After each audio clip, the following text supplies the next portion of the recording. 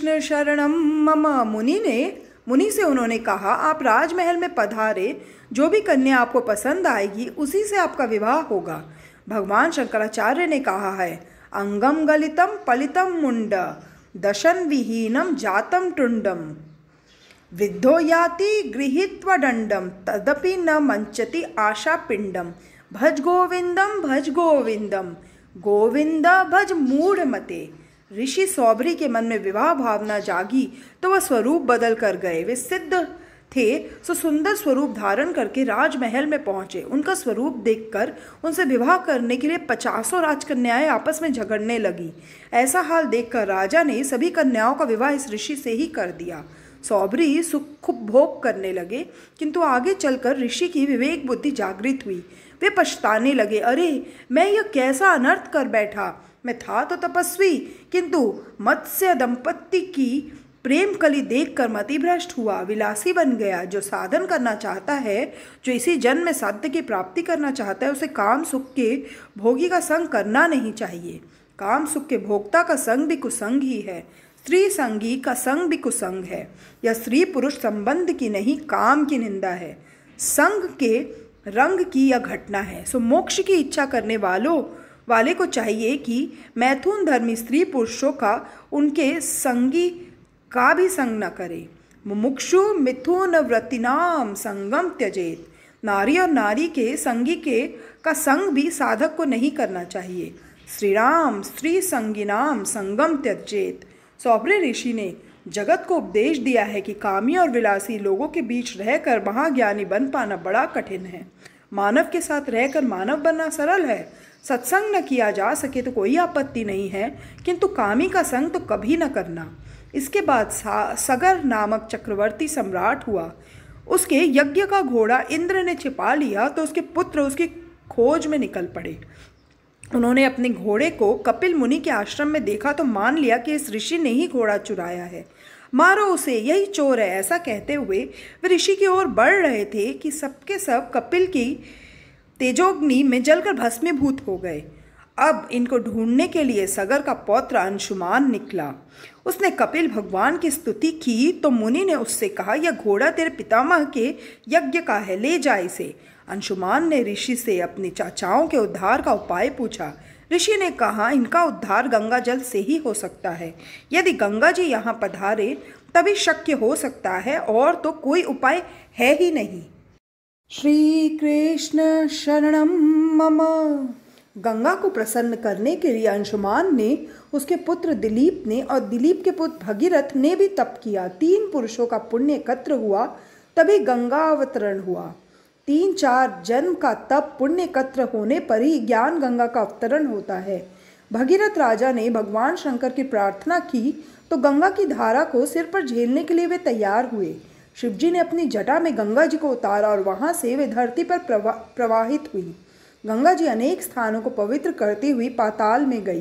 गंगा जी का स्पर्श होने पर उस भस्म में से दिव्य पुरुष उत्पन्न हुआ। इस प्रकार सगर के पुत्रों को सद्गति प्राप्त हुई। राजन, गंगा जल का स्पर्श यदि मृत्यु के पश्चात भी मुक्ति देता है तो जीते जी उसका पान करने से सद्गति मिलना कोई आश्चर्य की बात नहीं है। जीव को शिव होना है। यदि ज्ञान गंगा को वो अपने सिर पर धारण करे तो शिव बना जा सकता है। गंगा ज्ञान का स्वरूप है। गंगा जी को भगीरथ राजा ने अवतरित किया, अतः उनका एक नाम भागीरथी भी हुआ। गंगा जी नारायण के चरणों में से प्रकट हुई है। गंगा जी नारायण के चरणों में है तो शिव जी के सिर पर। आगे चलकर इस देश में एक खटवांग नामक राजा हुआ। उसने देवों की ओर से जाना कि 2 घटिका के बाद उसकी मृत्यु होगी, तो उसने सब कुछ छोड़कर भगवान से मन जोड़ लिया। परमात्मा का ध्यान करते हुए उसने देह त्याग किया। उसे सद्गति मिली। इस प्रकार मात्र 2 घटिका 39 मिनट में खटवांग ने आत्मकल्याण कर लिया। खटवांग के बाद दीर्घबाहु राजा हुआ और उसके बाद हुआ रघु। रघु महाज्ञानी और उदार था। अंत में उसने सर्वस्व का, धोती तक का त्याग कर दिया था। उनकी बड़ी कीर्ति फैली। इसी कारण से सूर्यवंश का नाम हुआ रघुवंश। रघु राजा ने कई यज्ञ भाग भी किए थे। जो भगवान के वंश को, संबंध को संभालता है, उसके अपने वंश का कभी नाश नहीं होता। राजा रघु के घर अज नामक राजा हुआ और अज के बाद दशरथ। दशरथ अयोध्या में राज्य करते थे। वे पूर्व जन्म में ब्राह्मण थे।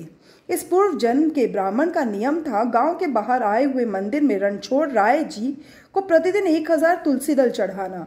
वृद्ध हो चले, 85 वर्ष के हो गए।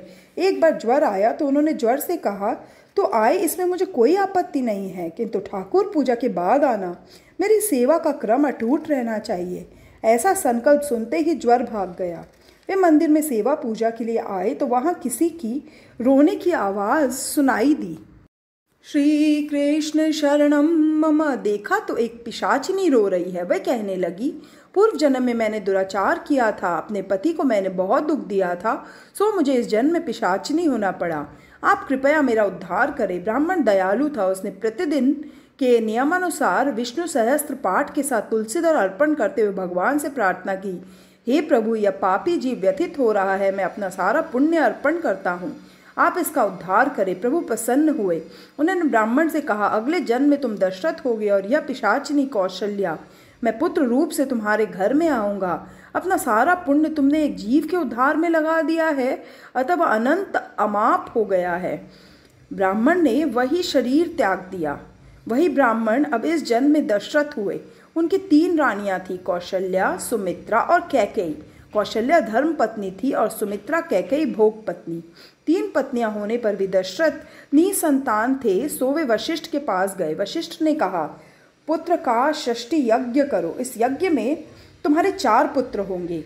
पुत्र का षष्ठी यज्ञ किया गया तो यज्ञ कुंड में से क्षीर लेकर स्वयं अग्निदेव प्रकट हुए। उन्होंने राजा से कहा, इस प्रसाद को अपनी रानियों को खिला देना, आपके यहाँ दिव्य संतानें होंगी। वशिष्ठ मुनि ने राजा को आज्ञा दी, धर्मपत्नी कौशल्या को इस प्रसाद का अर्धभाग देना और बाकी रहे प्रसाद को कैकेयी सुमित्रा को बांट देना। दशरथ राजा ने वैसा ही किया। तुलसीदास ने रामचरितमानस में कैकेयी की ओर से बड़ी सफाई दी है, किंतु एकनाथ महाराज ने उसे कर्कशा ही बताया है। कर्कश वाणी से पति का अपमान करने वाली स्त्री ही कैकेयी है। कैकेयी ने दशरथ का अपमान किया, झगड़ा किया कि उसे प्रसाद क्यों अंत में दिया गया। उसने प्रसाद उठाकर बाहर फेंक दिया। उस प्रसाद को समड़ी गिद्ध जैसा पक्षी उठा ले गई और एक पर्वत पर आई। वहां अंजनी देवी तपश्चर्या कर रही थी। उस समड़ी ने अंजनी देवी के सिर पर छाया की और प्रसाद भी दे दिया। अंजनी देवी ने प्रसाद खा लिया तो उसको हनुमान जी प्राप्त हुए। अब कैकेयी को प्रसाद गंवाने का दुख और पश्चाताप होने लगा। कौशल्या बड़ी उदार थी। उन्होंने अपने भाग के प्रसाद से कुछ अंश कैकेयी को दिया। सुमित्रा ने भी कैकेयी को थोड़ा सा प्रसाद दिया। इस प्रकार तीनों रानियों ने प्रसाद खाया। अपने घर को अयोध्या सा बनाओ, जहाँ युद्ध क्लेश नहीं है, वही अयोध्या है। सरयू नदी अर्थात भक्ति प्रवाह के किनारे पर रहने पर शरीर भी अयोध्या बनेगा और ऐसी नगरी में बसा हुआ जीवात्मा दशरथ जितेंद्रिय बनेगा। श्री कृष्ण शरणम मम। मानव जीवन क्षण भंगुर है, ऐसा मानकर मनुष्य को निरपेक्षता और नम्रता धारण करनी चाहिए। अपने इंद्रिय रूपी अश्व को नियंत्रित करके शरीर रथ को योग्य मार्ग पर चलाओगे तो रामचंद्र जी पधारेंगे। अपनी इंद्रियों को वश में रखो, जितेंद्रिय बनो। ईश्वर की सलाह लेना मन की नहीं, मन विश्वासघाती है। 10 इंद्रिय रूपी अश्व को नियंत्रित करके शरीर रथ को लेकर जो रामचंद्र की ओर जाता है वही दशरथ है। ऐसे दशरथ के घर भगवान पुत्र रूप से आते हैं। दशानन रावण विषयों के अमर्याद भोक्ता के घर भगवान काल रूप से आते हैं। दशरथ जीवात्मा है। इन 10 इंद्रियों को वश में करके जो जितेंद्रिय बन सकता है वही दशरथ है। जो सभी को प्रसन्न करता है उसके यहाँ सर्वेश्वर आते हैं। दशरथ सभी रानियों की इच्छा जान लेते थे। सुमित्रा कहती है कि वह तो कौशल्या की सेवा में ही रहना चाहती है। दशरथ ने सोचा कि इसका पुत्र महाज्ञानी होगा। राम के गर्भ जन्म के समय से ही कौशल्या तो ईश्वर के ध्यान में लग गई। उनका सहज सुमिरन चल रहा था। कौशल्या की तो रोम रोम से परमात्मा के मंगलमय नाम का जप हो रहा था। दशरथ ने कौशल्या से पूछा, महारानी आपकी क्या इच्छा है? कौशल्या ने कहा, इच्छा ही तो दुख का कारण है। मुझे सुख की इच्छा नहीं है, मैं तो आनंद रूप हूँ, मुझे अकेले ही ध्यान करने दे। दशरथ ने वशिष्ठ से कहा, गुरुजी कौशल्या तो ऐसी बातें कर रही हैं। वशिष्ठ ने कहा, यह तो शुभ चिन्ह है। 9 मास परिपूर्ण होने आए थे, एक रात्रि को दशरथ ने स्वप्न में देखा कि उनके आंगन में कुछ ऋषि महात्मा आए हैं और जगा रहे हैं। राजा ने स्वप्न में ही सरयू स्नान किया, श्री नारायण का पंचामृत से अभिषेक किया। स्वप्न में ही लक्ष्मी नारायण की आरती और दर्शन कर रहे थे। उन्हें लगा कि प्रभु भी प्रसन्न है। इस सुंदर स्वप्न की समाप्ति के बाद वे जाग गए। अच्छे स्वप्न के दर्शन के बाद सोना नहीं चाहिए। राजा ने सोचा कि स्वप्न के विषय में गुरु जी से निवेदन करना चाहिए। वे वशिष्ठ के पास आए। वशिष्ठ ने पूछा, आप इस प्रातः काल में क्यों आए हैं? दशरथ ने कहा, मैंने आज स्वप्न में लक्ष्मी नारायण की आरती की। मैंने यह भी देखा कि नारायण का दिव्य तेज कौशल्या के गर्भ में जा रहा है। वशिष्ठ ने कहा, इस स्वप्न का फल उत्तम होगा। तुम्हारे घर भगवान नारायण के आगमन की इसमें सूचना है। मुझे विश्वास है इस स्वप्न का फल तुम्हें 24 घंटों में ही मिलेगा। राजा आनंद में झूमने लगे।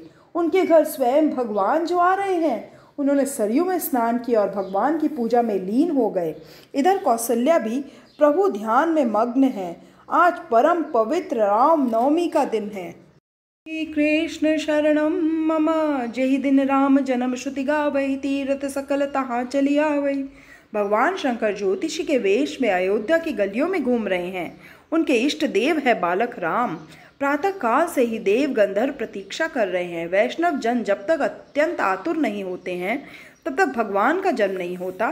परम पवित्र समय आया। चैत्र मास शुक्ल पक्ष और नवमी तिथि मध्यांग का समय हुआ और भय प्रगट कृपाला दीन दयाला कौशल्या हितकारी हर्षित महतारी मुनि मनहारी अद्भुत रूप विच निहारी लोचन अभिरामा तनु घन श्यामा निज आयुध भुजचारी भूषण बनमाला नैन विशाला शोभा सिंधु खरारी कदुई कर जोरी अस्तुति तोरी के विधि करो अनंता माया गुण ज्ञाना तीत अमाना वेद पुराण भनंता करुणा सुख सागर सब गुण आगर जहि गावै श्रुति संता सुमम हित लागी जन अनुरागी भयो प्रकट श्रीकंता विप्रधेनु सुर संत हित लीन मनोज अवतार निज इच्छा निर्मित तनु माया गुण गोपार सियावर रामचंद्र की जय रघुपति रामचंद्र की जय।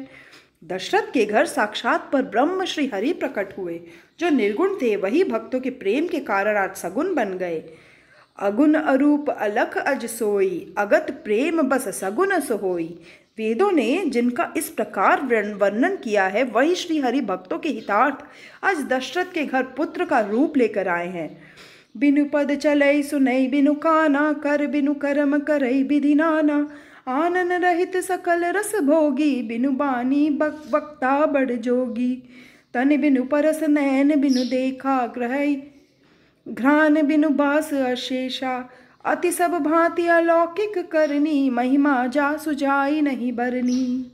आकाश में से देव और गंधर्वों ने पुष्प वृष्टि की। आज बताया कि मैं अपने भक्तों की चारों ओर रक्षा करता हूँ। सो चतुर्भुज रूप से प्राकट्य हुआ। माता जी ने स्तुति की, प्रभु मेरे लिए आप बालक बन जाइए, मुझे माता कहकर पुकारे।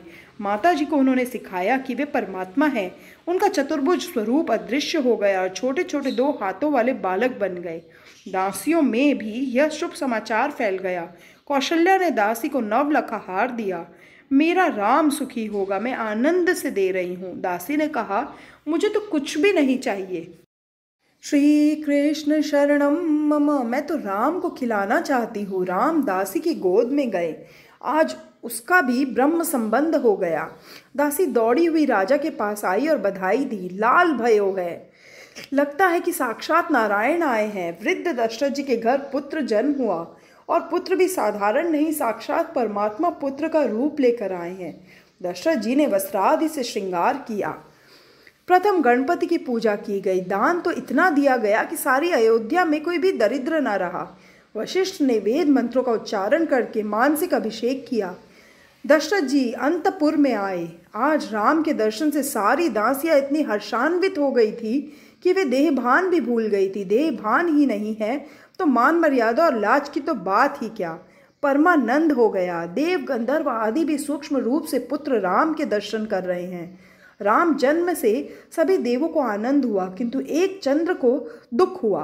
रामलीला के दर्शन से सूर्य नारायण आनंद से स्तब्ध होकर स्थिर हो गए। आगे बढ़ते ही न थे। सूर्यास्त के बिना चंद्र राम का दर्शन कैसे करे? तो चंद्र ने राम से प्रार्थना की, सूर्य को कहिए कि वह आगे बढ़े, वह मुझे आपके दर्शन ही नहीं करने देता है।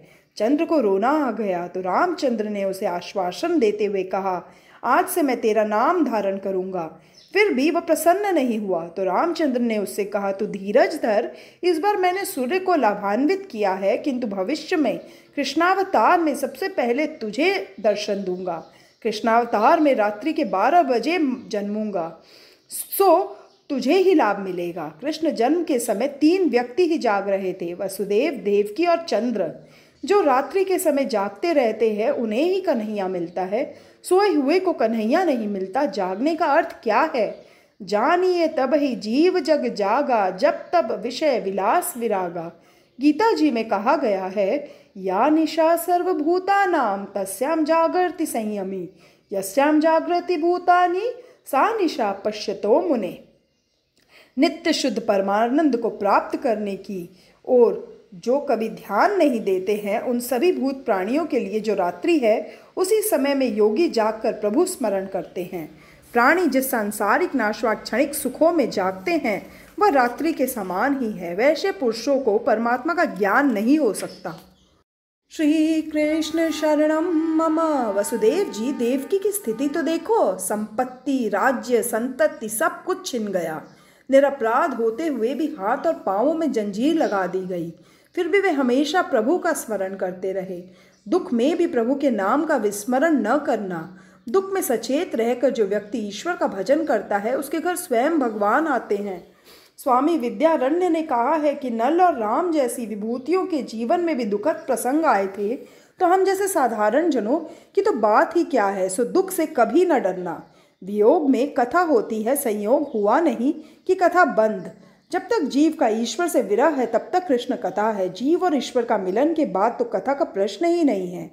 भागवत के 10वें स्कंद के 14वें अध्याय में सुदामा चरित्र के समय सुखदेव जी को प्रेम को नियंत्रित करना पड़ा था, दबाना पड़ा था। यदि प्रेम में समाधि सी लग जाए तो राजा परीक्षित का क्या हो? दशरथ ने बाल स्वरूप देखा तो उनका हृदय प्रेम से भर आया। दशरथ के आनंद का वर्णन तो सरस्वती भी नहीं कर सकती हैं।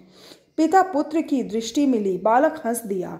दशरथ राम को मधु चटाने लगे। उन्होंने वशिष्ठ जी से वेद मंत्रों का पाठ करने को कहा। वशिष्ठ ने कहा, राम के दर्शन करने पर मैं वेद मंत्र तो क्या, अपना नाम तक भूल गया हूँ। मैं बोलूँ तो क्या बोलूँ? दर्शन में नाम रूप भूलने पर दर्शन का बड़ा आनंद होता है। ब्रह्म दर्शन का आनंद होता है। तत्र वेदा अवेदा भवन्ति। ईश्वर दर्शन होने के बाद तो वेद भी विस्मृत हो जाते हैं। ईश्वर के साक्षात्कार के बाद वेद भी मिथ्या है। ईश्वर के साक्षात्कार के बाद वेद की कोई आवश्यकता नहीं है। प्रभु का साक्षात्कार होने पर वेद, जगत के नाम रूप और अपनापन सभी कुछ विस्मृत हो जाता है। सो वशिष्ठ कहते हैं कि मैं तो अपना नाम भूल गया हूँ। कौशल्या बालक राम को गोद में उठाकर बाहर आई। अयोध्या की प्रजा ने राम लीला के दर्शन किए। किसी को भूख और प्यास तक का भान नहीं था।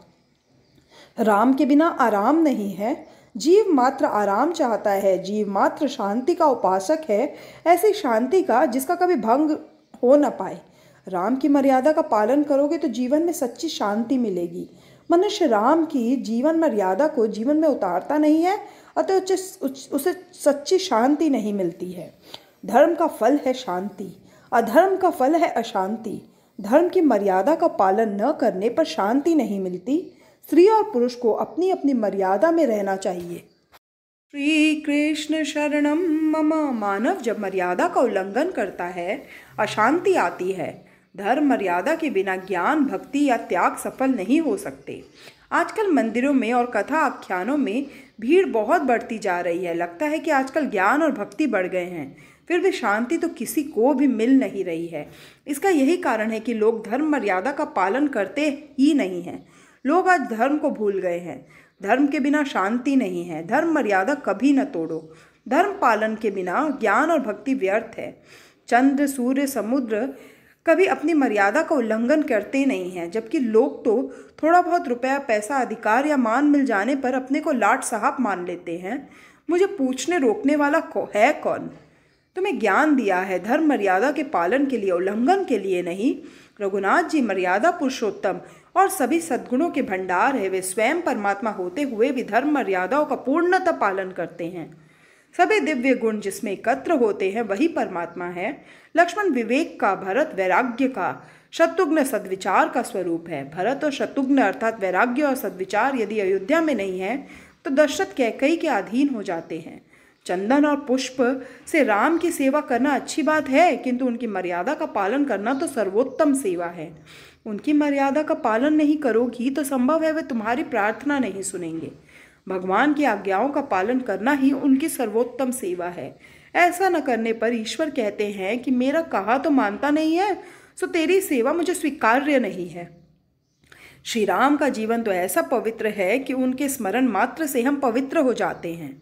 वर्तन यदि रावण सा है और जप राम के नाम का है तो नाम जप का फल कभी नहीं मिलता। राम जैसा वर्तन होगा, राम नाम का जाप होगा, तभी कुंड में से अमृत झरेगा। राम के एक एक गुण को अपने जीवन में उतारने का प्रयत्न ही उनकी सर्वोत्तम सेवा है। रामचंद्र जी का अवतार राक्षसों के संहार के हेतु नहीं, मनुष्यों को उच्च आदर्श बताने के लिए हुआ था। राक्षस को मारने नहीं, मानव को आदर्श मानव धर्म समझाने के लिए वे आए थे। उनका अवतार जगत को मानव धर्म उपदेश के लिए था। वाल्मीकि ने राम के लिए उपमान ढूंढा, किंतु एक भी न मिला। राम तो राम ही है।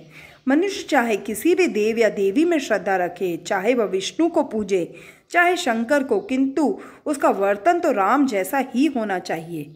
जिसका व्यवहार राम जैसा होगा उसकी भक्ति सफल होगी। श्री कृष्ण शरणम मम।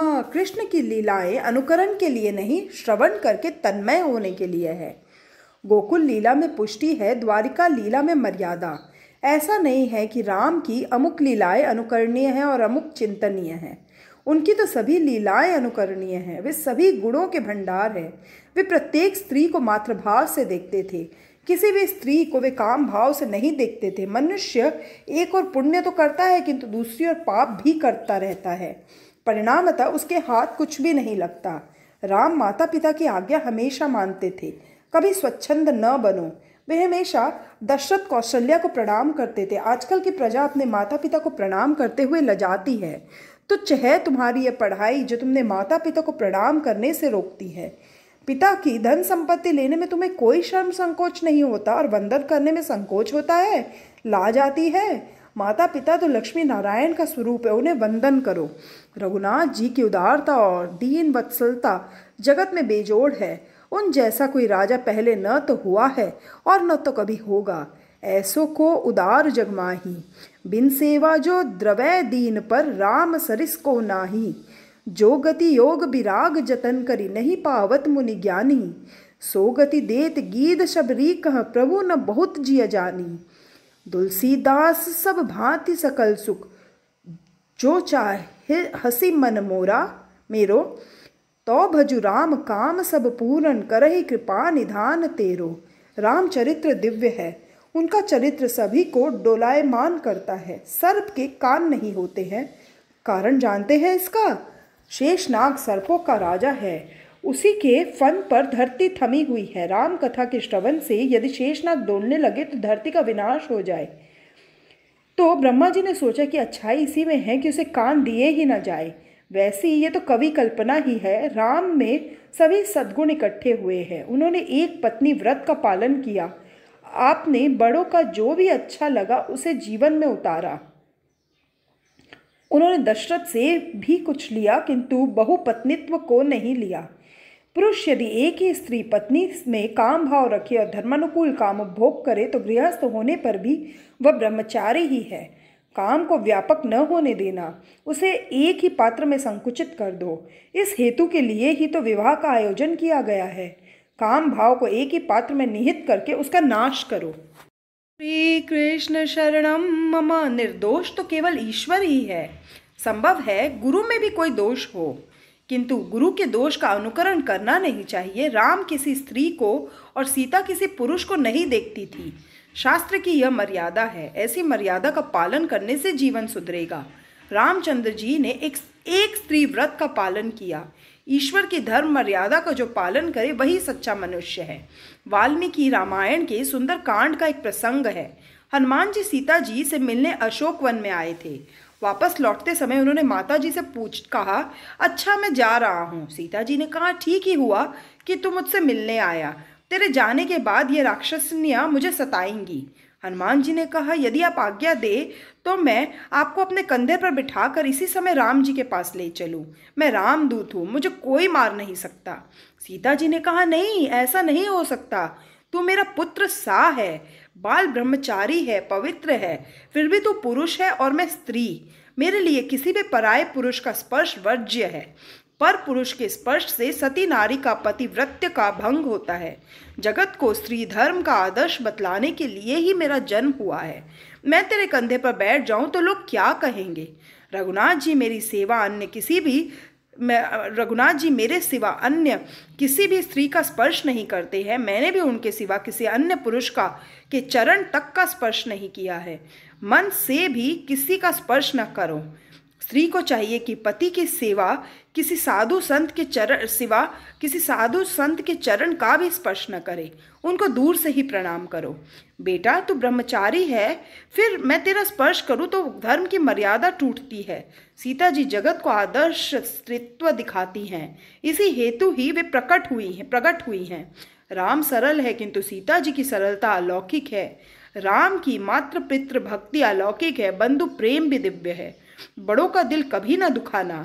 कैकेयी ने राम को वनवास दिया तो उन्होंने उससे प्रणाम करके कहा, माता जी, मेरा भाई भरत यदि राजा बनने वाला हो तो मैं 14 वर्ष तो क्या आजीवन वनवासी रहने को तैयार हूँ। यह तो तुम्हारा मेरी ओर ही पक्षपात है। भरत की अपेक्षा मुझ पर तुम्हारा प्रेम अधिक ही है। मुझे ऋषि मुनियों के सत्संग का लाभ मिले, इसी हेतु से तुमने मुझे यह वनवास दिया है। मेरे कल्याण के कारण ही तुम मुझे आज वन में भेज रही हो। राम कथा तो सागर जैसी है। शिव जी ने 1 करोड़ श्लोकों में यह कथा वर्णित की है। राम के सभी गुण जीवन में उतारो। राजा राम की प्रत्येक मर्यादा जीवन में उतारोगे तो राम नवमी का उत्सव परिपूर्ण होगा, सफल होगा। श्री कृष्ण शरणम मम। शिवजी हर रोज उमा को इस राम कथा का रसपान कराते थे। हनुमान जी भी हर रोज सुनते थे।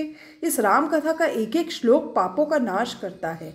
एक बार देव, ऋषि और मनुष्य शिवजी के पास रामायण मांगने गए। रामायण के 1 करोड़ श्लोक है। शिवजी ने तीनों को बराबर बराबर बांटा तो 1 श्लोक शेष रहा।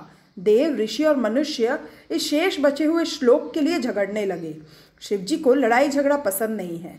जहाँ युद्ध, वैर, स्वार्थ, वासना, विषमता नहीं है, वही स्थान अयोध्या है और राम भी वही अवतरित होते हैं। जब कैकेयी के मन में विषमता, स्वार्थ, वासना जन्मी कि राम ने अयोध्या का त्याग किया। विषमता, लड़ाई झगड़ा हुआ नहीं कि अयोध्या राम छोड़ देते हैं। शिवजी की सभा में तो बैल और सिंह, चूहा और सर्प, मोर और सर्प सभी अपना अपना जन्मजात वैर भूलकर एक साथ बैठते हैं। गरुड़ और सर्प भी अपना वैर भूलकर विष्णु भगवान के सामने शांत बैठ जाते हैं। वैर को भूल जाओ।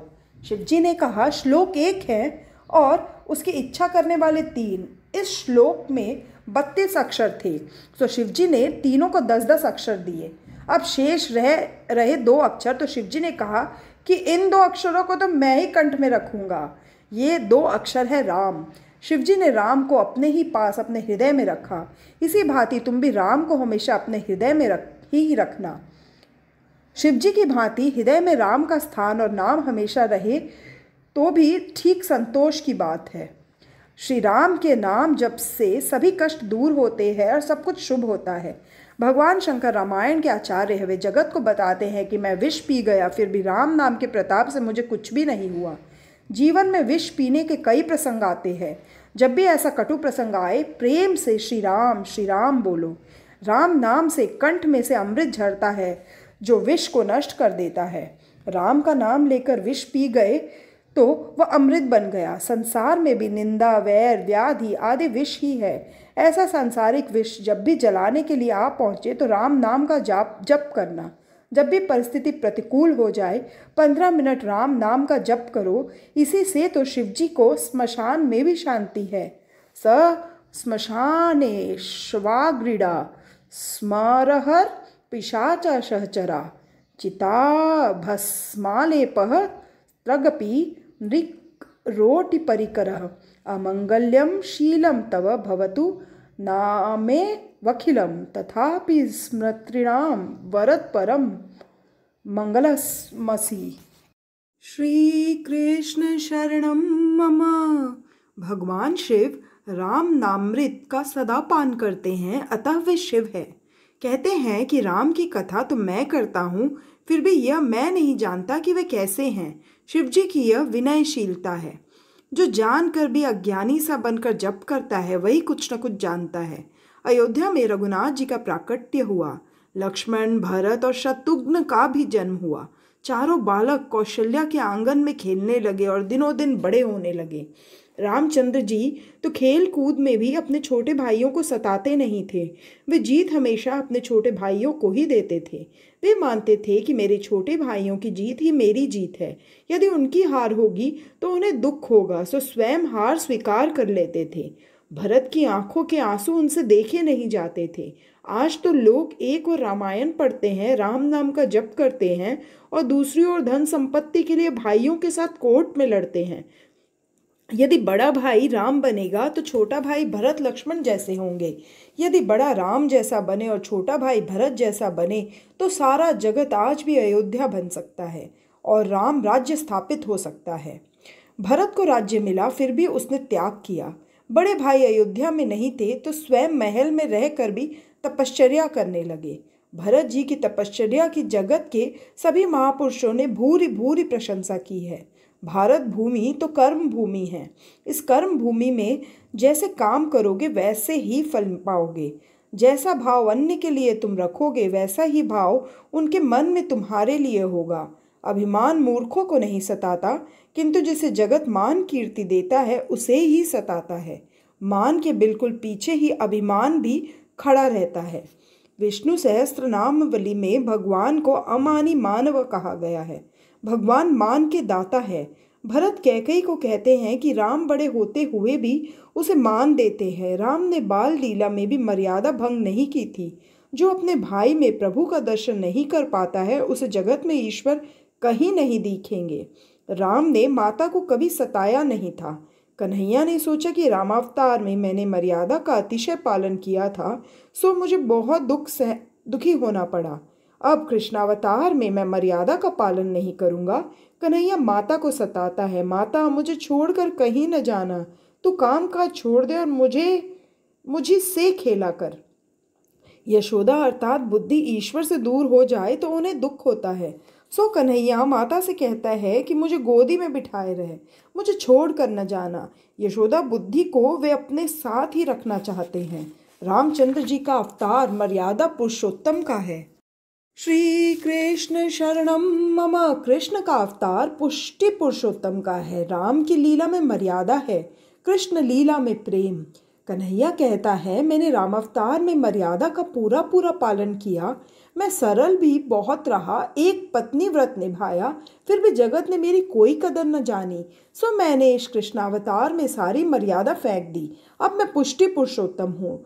जो भी जीव मेरे निकट आए मैं उसे अपनाऊंगा। कृष्णावतार में सभी के लिए द्वार खुले हैं, जो चाहे सो आ सकता है।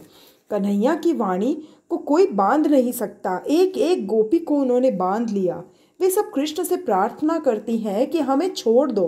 तो कन्हैया कहता है मुझे तो मेरी माँ ने बांधना ही सिखाया है, छोड़ना तो सिखाया ही नहीं है। मैं जाता हूँ, जय जय। कृष्ण जिसे बांधता है उसे कभी नहीं छोड़ता।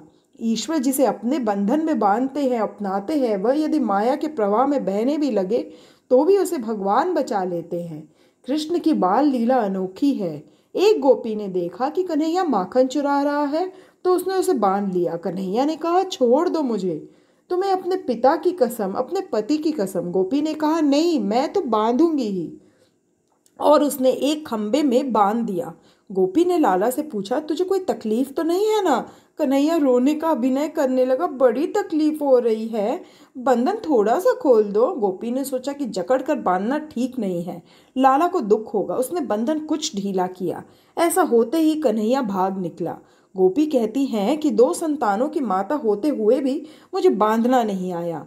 श्री कृष्ण गोपी को बांधते हैं। श्री कृष्ण का मन से स्पर्श करने पर भी हृदय द्रवित होता है, तो प्रत्यक्ष श्री अंग स्पर्श से तो कितना अधिक आनंद होता होगा। गोपी का ब्रह्म संबंध हुआ। उसने कन्हैया से कहा, मुझे छोड़ दे। तो कन्हैया ने कहा, छोड़ना तो मैं जानता ही नहीं हूँ। परमात्मा जिसे बांधते हैं उसे कभी नहीं छोड़ते, वह उस जीव को अपने ही पास रखते हैं।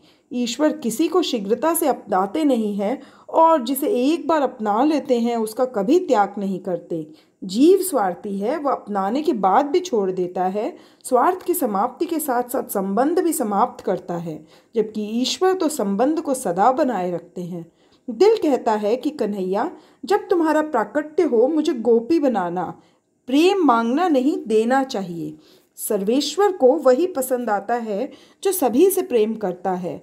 विकार, वासना, स्वार्थ आया नहीं कि प्रेम खंडित हो गया।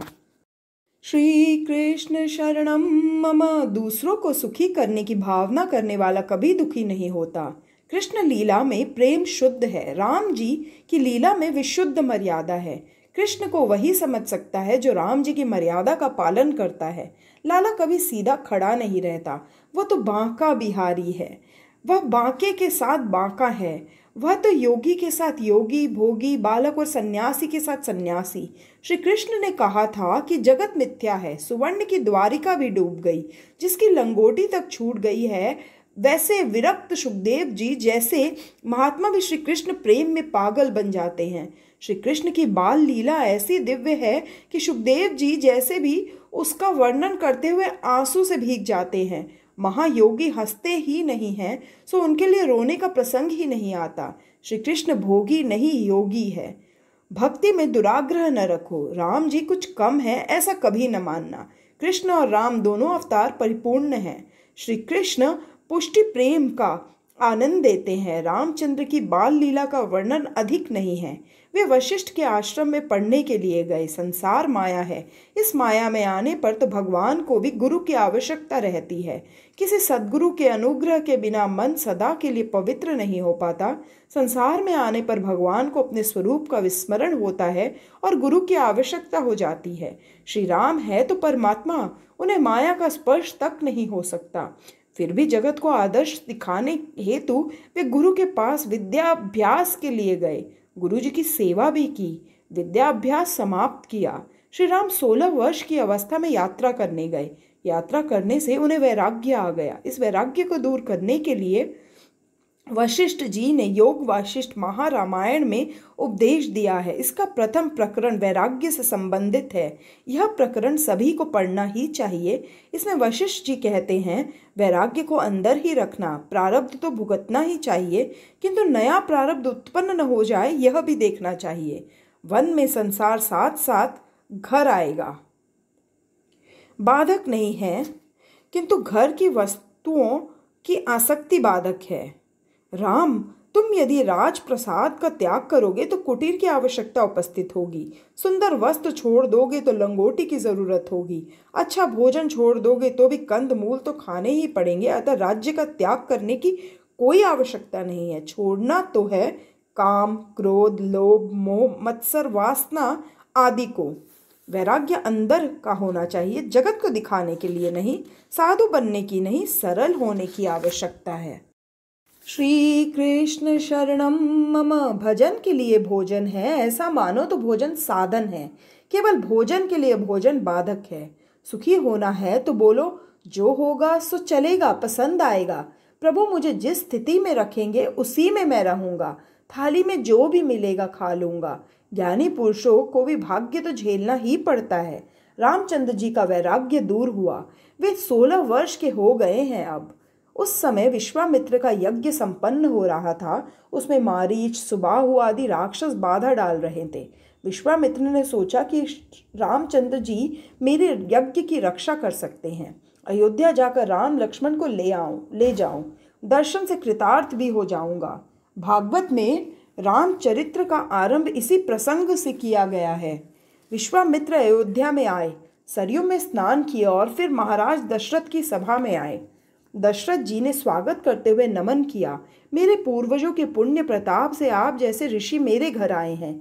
क्या सेवा करूं मैं आपकी? विश्वामित्र ने आशीर्वाद देते हुए कहा, मेरे यज्ञ में राक्षस विघ्न कर रहे हैं, सो राम और लक्ष्मण को मेरे यज्ञ की रक्षा के लिए मेरे साथ भेजिए। विश्वामित्र की ऐसी मांग से राजा घबरा गए। दशरथ जी ने कहा, मुनिवर आपने ठीक नहीं मांगा। ये बालक मुझे अपनी वृद्धावस्था में मिले हैं, मुझे तो संतान की कोई आशा ही नहीं थी, किंतु आप सभी के आशीर्वाद से 4 संतानें मिली। मुझे ये सब अत्यंत प्रिय है, किंतु राम सर्वाधिक प्रिय है। राम के बिना मैं नहीं रह सकता। उसे मेरी आंखों से दूर न करे। मैं आपसे क्या कहूँ। राम मुझे प्रतिदिन 2 बार साष्टांग प्रणाम करता है, मेरी हर आज्ञा का पालन करता है। ऐसा पुत्र न तो कभी हुआ है और न कभी होगा। छोटे भाइयों से भी उसे अधिक प्रेम है। वो बहुत भोला है, मर्यादा का पूर्णतः पालन करता है। राम की प्रशंसा करते करते राजा का हृदय भर आया। जल के बिना मछली शायद रह सकती है, किंतु राम के बिना दशरथ नहीं जी सकते। वे फिर बोले, गुरुजी मैं आपको ठीक ही कहता हूँ कि राम के दूर जाने से प्राण चले जाएंगे। आप चाहे तो मैं अपना सारा राज्य दे दूँ, अपने प्राण तक दे दूँ, किंतु मुझसे मेरे राम को दूर न करें। राम देत नहीं बनई गुसाई। मैं अपने राम के बिना एक क्षण भी जी नहीं सकता।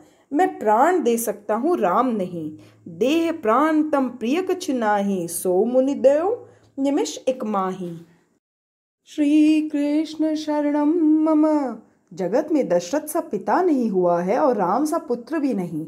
राम जब वन में गए थे तो दशरथ ने अपनी अंतिम सांस तक राम का ही नाम लिया था। उन्होंने कौशल्या से बार बार पूछा कि मेरे राम कहाँ हैं, मुझे कोई राम के पास ले चलो, मैं राम के बिना जी नहीं सकता। और राम के वन गमन के साथ ही दशरथ जी के प्राण पखेरु उड़ गए। रामायण का एक एक पात्र दिव्य है। भरत के जैसा कोई भाई नहीं है, सीता जैसी कोई स्त्री नहीं है। राम जी की अपेक्षा सीता जी का हृदय अति कोमल था। वाल्मीकि भी सीता के चरित्र का वर्णन करते हुए पिघल गए थे। उन्होंने कहा था कि रामायण में राम जी का नहीं, सीता जी का चरित्र अलौकिक है। राम जी सरल है, किंतु सीता जी की सरलता तो अद्भुत है। वाल्मीकि रामायण में एक प्रसंग है। रावण के साथ युद्ध की समाप्ति होने पर हनुमान जी अशोक वन में आए। सभी राक्षसों का तो विनाश हो गया था और श्री राम की विजय हुई थी। सीता जी ने हनुमान जी को बहुत आशीष दी।